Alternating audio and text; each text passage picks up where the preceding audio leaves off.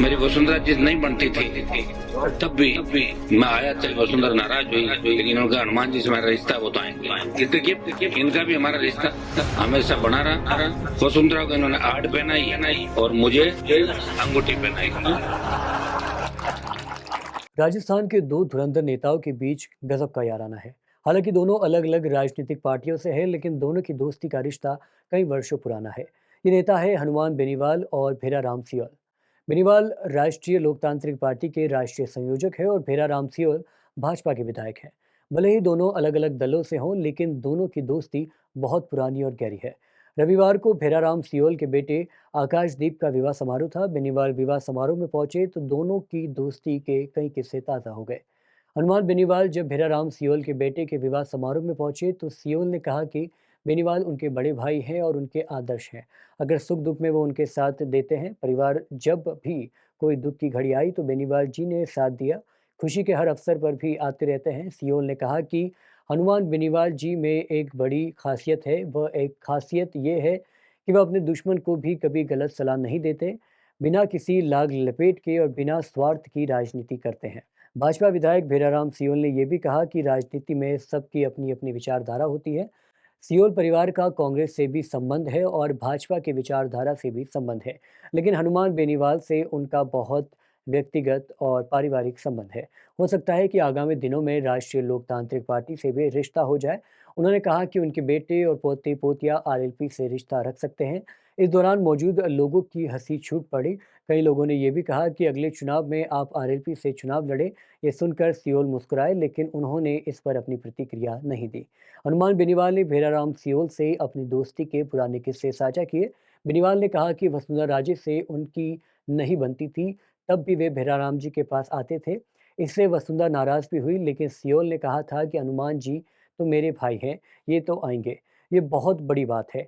आगे बेनीवाल ने हंसी मजाक करते हुए कहा कि सियोल साहब ने उनके साथ एक भेदभाव तो किया था। वसुंधरा को उन्होंने सोने की आड़, गले में पहनने वाले सोने का आभूषण पहनाई, जबकि मुझे सिर्फ अंगूठी पहनाई थी। वो इनकी नेता है, लेकिन मैं तो इनका भाई हूँ।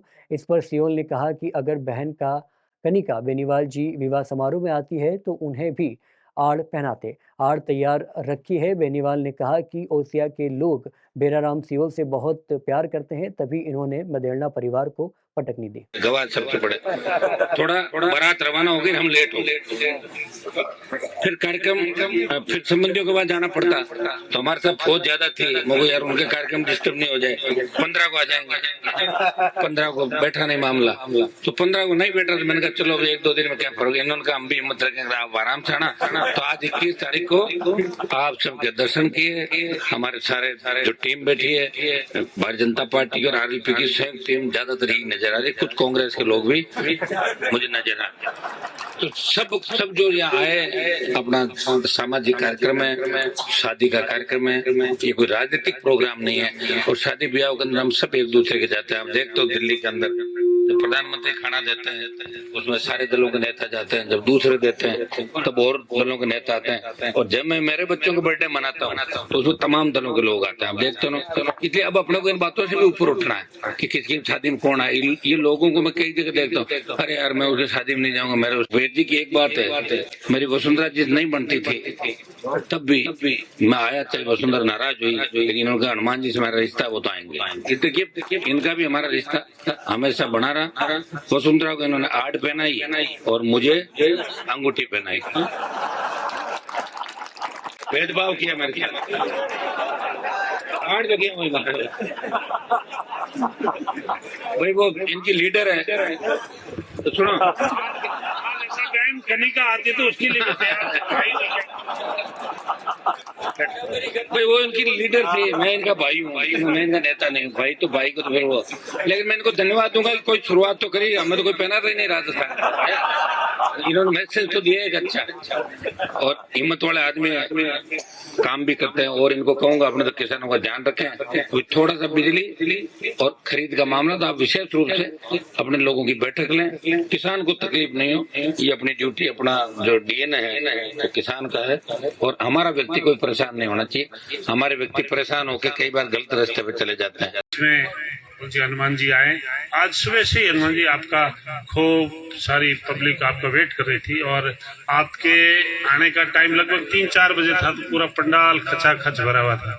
तो मैं आपको बार बार यही पूछ रहा था कि आप कुछ आने का टाइम बताओ, मैं अपना तंबू वम्बू थोड़ा ठीक कर सकूं।